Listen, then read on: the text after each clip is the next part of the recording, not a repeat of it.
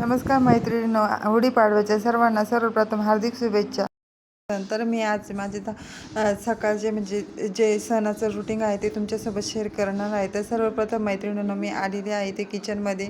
आणि किचनमध्ये आल्यानंतर सर्वप्रथम म्हणजे ना, मला केस बांधल्याशिवाय तर होतच नाही, कारण केस बांधले नाही तर कुठलंच काम ते जमत नाही आणि केस पण गळतात. आणि किचनमध्ये कुठलाही स्वयंपाक करताना केस स्वयंपाकामध्ये दिसला तर मग पूर्ण जेवणाची मजाच निघून जाते आणि किळस पण येते. किती छान स्वयंपाक असला तरी. त्यामुळे मी सर्वप्रथम केस बांधून घेतले आणि आता इथे किचन स्वच्छ करून घेते. पहिले किचन ओटा स्वच्छ करून आणि मग मी ते स्वयंपाकाला लागणार आहे. तर मी सर्वप्रथम आंघोळ वगैरे सगळी झाडझूड वगैरे करून घेतली, आंघोळ झाली आणि आता किचन स्वच्छ करून घेते. कारण सण म्हटल्यानंतरून पहिले आपलं किचन तर स्वयंपाक करायचा म्हटल्यानंतर आपल्याला नैवेद्य दाखवायचं असतो. मग जे काही सर्व असे ते सर्व आधी किचन स्वच्छ करून आणि मग मी स्वयंपाकाला लागणार आहे. आणि किचन ओटा स्वच्छ करून घेतला आहे आणि आता इथे मी लावते डाळीचं कुकर. तर मैत्रिणींना मी इथे मोठंच कुकर घेतलेला आहे आणि 2 भांड्यांमध्ये एकीकडे भात पण होईल आणि एका भांड्यामध्ये डाळ पण शिजेल, म्हणून म्हटलं जरा मोठंच कुकरचा वापर करून आणि म्हटलं डाळ शिजून घेऊया. तर मी इथे 1 वाटी इतकी डाळ लावून घेते. आणि बाजारातूनच रात्रीचा किराणा पण भरून आणलेला होता मिस्टरांनी. मग ती डाळ पण मी डब्यामध्ये भरून घेतली आणि आता तांदूळ पण घेते, ते पण स्वच्छ करून आणि डाळ लावून घ्यायची. आणि बाकी माझं आता देवपूजा पण बाकी, पण म्हटलं आधी सर्वप्रथम आंघोळ वगैरे झाल्यानंतर आधी डाळ मस्त स्वच्छ धुवून आणि कुकरला लावून देईल. तोपर्यंत म्हटलं नंतर देवपूजा पण होईल. मग म्हटलं नंतर देवपूजाला डाळ लावून घेते आणि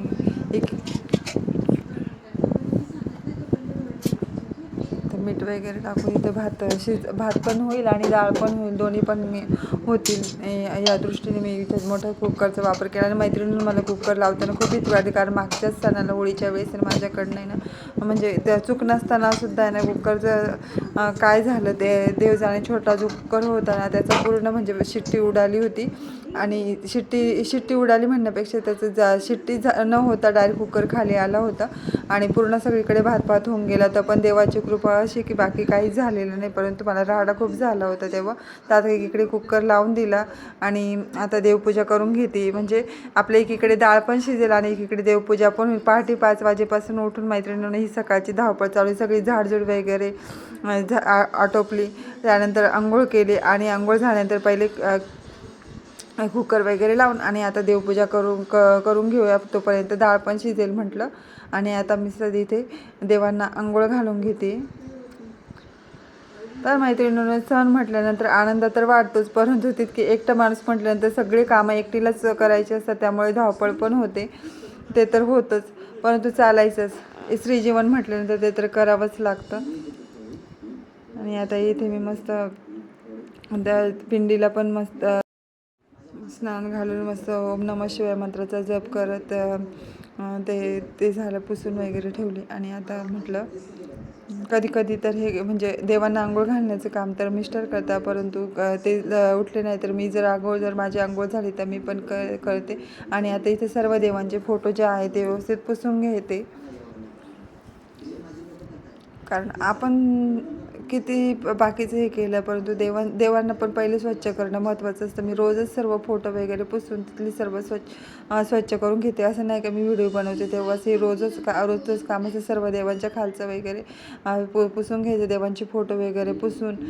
आणि मग रांगोळी वगैरे काढणे याच्यामध्ये माझा अर्धा पाऊण तास जातोच. तोपर्यंत मग मस्त आपली डाळ पण शिजेल, बाकीचाही स्वयंपाक करता येईल म्हटलं.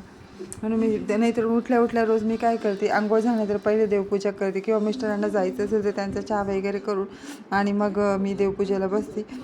परंतु आज आधी म्हणजे कुकर लावून दिला आहे आणि मग मी देवपूजेला बसले. आणि आता इथे स्वामींना वगैरे सगळ्यांना मी अष्टगंध लावते. तर देवी मैत्रिणींना आम्हाला या घरामध्ये येऊन 2 वर्ष झाले, पण या घरामध्ये जसं आलं तसे मी स्वामींच्या भक्तीला लागलेली आहे. पण जेव्हापासून मी स्वामींची भक्ती करते तेव्हापासून म्हणजे ना देवालाच आपल्याला त्यांच्याकडे ओढायचं असतं. असं म्हटलं तर मी पहिले नरेंद्र स्वामींची भक्ती करायची, त्यांनी मला भरपूर म्हणजे भरपूर गोष्टीमध्ये मला त्यांनी साथ दिलेली आहे. परंतु माणसाला ना ज्या देवाची भक्ती करायची नाही तिथे देव स्वतःहून ओढून घेतो असं म्हटलं तरी चालेल. तर मी जेव्हापासून इथे आम्ही म्हणजे घरामध्ये आलो तेव्हापासून ना स्वामींची सेवा आपोआप म्हणजे माझ्याकडनं स्वामीच करून घेतं असं म्हटलं तरी चालेल. आपली बऱ्याच गोष्टींमध्ये आपण ज्या देवाची भक्ती करतो ना त्या देवाची म्हणजे बऱ्याच गोष्टींमध्ये परीक्षा देखील होते, परंतु आपल्याला परमेश्वरच साथ देतो असं म्हणजे असं मला तरी वाटतं. आणि मला आणि जेव्हापासून मी स्वामींची भक्ती करते तेव्हापासून आहे ना माझ्या कुठल्याही गोष्टीचं टेन्शन असेल ना स्वामींकडनं तर स्वामीच ते कमी करतात. तर आता इथे मी रांगोळी वगैरे काढून झालेली आहे आणि आता बाहेर पण रांगोळी काढायची. आता माळ म्हणजे आधी माळ जपून घेते आणि मग रांगोळी वगैरे काढणं ते सगळं हळदी कुंकू वगैरे लावून व्यवस्थित पूजा करून घेते. तर प्रत्येक स्त्रीला तर हे काम करावंच. आणि मैत्रिणीनं ज्या दिवशी देवपूजा जर व्यवस्थित केली नाही त्या दिवशी मन पण प्रसन्न राहत नाही. किती कामं असली ना पहिले देवपूजा जर छान झाली ना तर दिवस पण अगदी प्रसन्न जातो. खूप छान वाटतं. धावपळीचं जीवन तर सर्वांचं जे सगळ्यांची धावपळ असते आणि सण म्हटल्यानंतर तर इतकी धावपळ असते ना काही विचारता सोय नाही. इतका म्हणजे असं होतं की कोणतं काम कधी करावं कोणतं काहीच सुचत नाही. नुसतं टेन्शन डोक्यामध्ये सतत विचार चालू असतात की हे काम करावं की ते काम करावं, कोणतं काम पटकन होईल, म्हणजे सतत ते विचार चालू असतात. दिवससुद्धा पुरत नाही असं म्हटलं तरी चालेल. आणि कुठल्याही स्त्रीला म्हणजे काही स्त्रियांचं असेल त्यांच्या बाबतीत की कमी काम असेल, परंतु लहान बाळं असतील त्या घरामध्ये तर म्हणजे मुलांना सांभाळून सगळी घरातली त्या स्त्रीला जर एकटी कामे करावी लागत असली एकटीला तर मग तिच्या बाबतीत तर विचारायचंच नाही.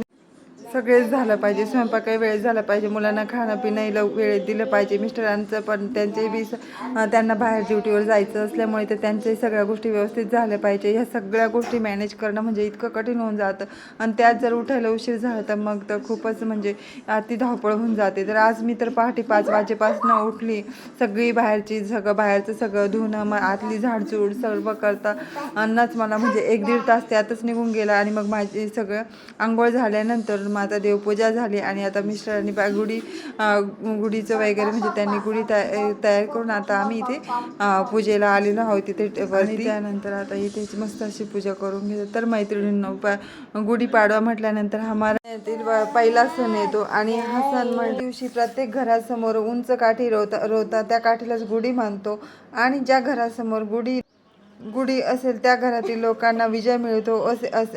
अनेक गोष्टींमधील राग क्रोध असेल तो सर्व दुर्गुणांवर विजय मिळविणे हा याचा अर्थ असतो.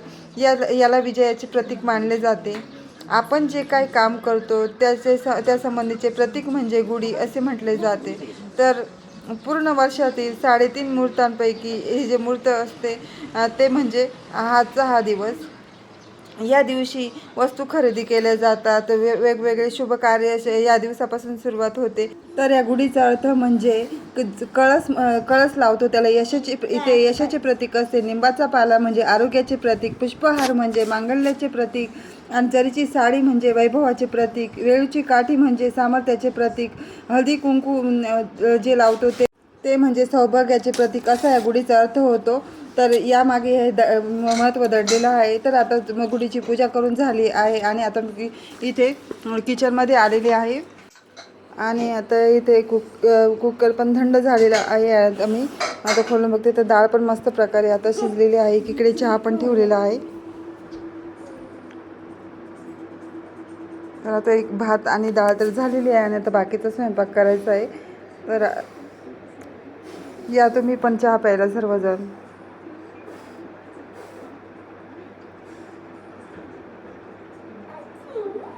तर ते आता कढईमध्ये मी चाळणी ठेवून आणि ती मस्त पूर्ण तिचं पाणी काढून घ्यायचं, व्यवस्थित निथरू द्यायची. आणि काही सारासाठी पण डाळ ठेवलेली आहे आणि थोडंसं सारासाठी ते पाणी जे असतं ते ठेवते. तर मैत्रिणींना सार बनवताना आहे ना जरा जास्त म्हणजे सगळं डाळ टाकली तरी ना सार इतका छान होतो ना. तर आता इथे पुरण कडवत ठेवते.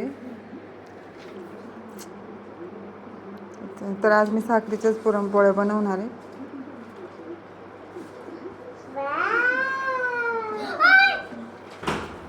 तर इथे ना सासरे पण आले होते, मग त्यांना चहा पण ठेवला आणि इकडे चहा होतं, इकडे डाळ पण काढल्या जाते.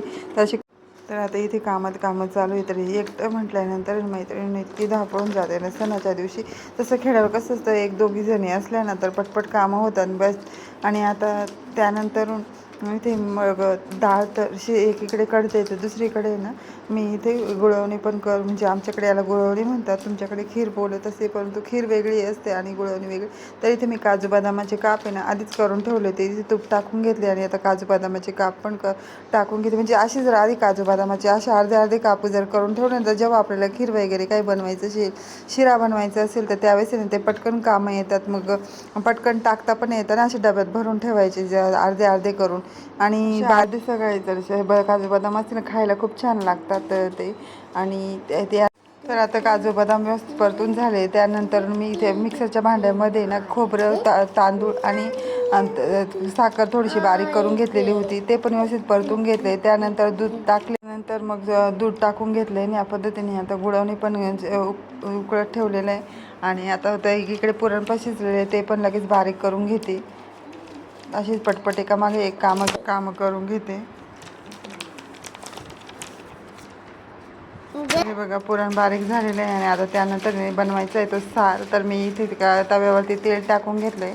त्यामध्ये मस्त असं सफेद जो कांदा असतो ना तो तेलात परतून घ्यायचा. त्यानंतर खोबरं पण जे आहे त्याची चकत्या बनवलेल्या आहेत त्या पण व्यवस्थित भाजून घ्यायच्या आहेत. त्यानंतर सुट्टा मसाला पण व्यवस्थित तेलामध्ये भाजून घ्यायचा. तर मैत्रिणींनो अशा पद्धतीने मी जसं सार बनवते ना त्या पद्धतीने जर सार बनवलं ना इतका छान लागतो खायला. तर आता हे सगळं थंड झाल्यानंतर मी मग मिक्सरमध्ये बारीक करून घेतलेलं आहे. त्यानंतर तेल टाकलं आहे आणि जी पुरणाची कढई होती तीच मी घेतलेली आहे. ते कारण आहे ना म्हणजे ना यामुळे ते याची जी कढई असते ना ते मस्त गोड असल्यामुळे पुरण गोड असल्यामुळे खायला पण सार छान लागतो म्हणून मग ती. आणि कढई जास्त भांडे पण निघत नाही म्हणून मी ती कढई वापरलेली. त्यानंतर जिरे मोहरी टाकून घेतली. त्यानंतर जो बारीक केलेला मसाला आहे हा सर्व तो टाकून घ्यायचा आहे. तो असं छान तेल सुटेपर्यंत परतून घ्यायचा आहे. त्यानंतर 1 ते 2च चमचा मसाला टाकून घेते, कारण आमच्या घरामध्ये ते जास्त तिखट कोणीच खात नाही. आणि सारे ना जास्त तिखट न करता जर या पद्धतीचा जर बनवलं तर खायला पण छान लागतो. नाही तर जास्त. आणि मी जी डाळ आहे ना ती ना जास्त सकट पण याच्यामध्ये टाकून घेतली, थोडीशी बारीक केलेली मिक्सरच्या भांड्यामध्ये. कारण यामुळे ना सार खूप छान लागतो. जेव्हा आपण म्हणजे संपूर्ण जी शिजलेली जी डाळ आहे ना ती जर अशीच सारामध्ये टाकली ना तर साराला खूप छान चव येते मैत्रिणींना, खायला खूप छान लागतो असं सार. तर ह्या पद्धतीने जर सार बनवला तर खरंच त्याची चव एकदम अप्रतिम होते. तर तुम्ही देखील या पद्धतीचं सार एकदा ट्राय करून बघा. तर माझ्या हातचं तर सार सर्वांनाच आवडतो आमच्या घरामध्ये. आता इथे लगेच भज्यांचं पण पीठ मी भिजून घेतलेलं आहे. तर नेहमी मी हिरव्या मिरचीची भजी करते, परंतु आज आहे ना मी नुसते म्हणजे आज लाल तिखट टाकून भजी बनवले. त्यानंतर मी इथे पीठ भिजवून घेतलं. आणि त्यानंतर इकडे बघा भांड्यांचा राहाड. तर सगळ्यात मैत्रिणींनो स्वयंपाक करायचं देखील काही वाटत नाही, परंतु भांडे म्हटलं ना तर मला भांड्यांचंच खूप टेन्शन येतं. आणि स्वयंपाक किती असला तरी ना तर मी स्वयंपाक आवडीने करते, परंतु त्यात भांडे म्हटलं ना तर भांड्यांचंच मला इतकं टेन्शन येतं ना ते भांडे घासायचं. तर मी दोन्ही पीठ भिजेपर्यंत आता मी ते म्हटलं आधी भांडे घासून घेऊन सर्व. तर तोपर्यंत पीठ पण भिजून राहील छान प्रकारे. पीठ थोडंसं भिजलं तर मग पोळ्या पण छान येतं. अशी एकामागे एक माझी कामं करायचं चालू होतं. पटपट म्हणजे असे ॲडजस्टमेंट करून जर कामं केले ना कामही पटपट होतं. तर मैत्रिणींनो मला बाकीचं स्वयंपाकाचं देखील कंटाळा येईल, परंतु पुरणाच्या स्वयंपाकाला अजिबात वेळ लागत नाही. आणि मला आवडतं पण पुरणाचं स्वयंपाक करायला. म्हणजे उलट बाकीच्या स्वयंपाकात तरी वेळ जातो, पण मला तर पुरणाचं स्वयंपाक करायला वेळ नाही लागत. असं म्हणजे एकामागे एक पटपट काम होतं. फक्त जे पुरणपोळे असताना त्यालाच थोडासा वेळ लागतो, नाही तर बाकीचं तर स्वयंपाक पटकन होऊन जातो. भांडे कसून झाले ते लगेच मी चपात्या लाटून घेते आणि नंतर मग नैवेद्य दाखवायला मग वेळ नको व्हायला म्हणून. तर आता इथे मी पोळ्यांचा काही व्हिडिओ नाही टाकला, कारण व्हिडिओ खूप मोठा बघा. या पद्धतीने आता इथे माझं सगळा स्वयंपाक झाला, नैवेद्य पण तयार झालेले आहे. तर या तुम्ही सर्वजण जेवायला. तर त्यानंतर लगेच किचन पण क्लीन करून घेतला. आणि आता सर्व काही किचनची काम तर आवरली, बाकीचं अजून भरपूर पडलेलं आहे. तर तुमची अशीच धावपळ असेल ना तर चला इथं व्हिडिओचा एंड करते, कारण व्हिडिओ पुढे जर बनवला तर आणखीन खूप मोठा होईल. तर माझा हा छोटासा प्रयत्न आहे. तर नक्की चॅनलला सपोर्ट करा, सबस्क्राईब करायला विसरू नका. थँक्यू सर्वांना.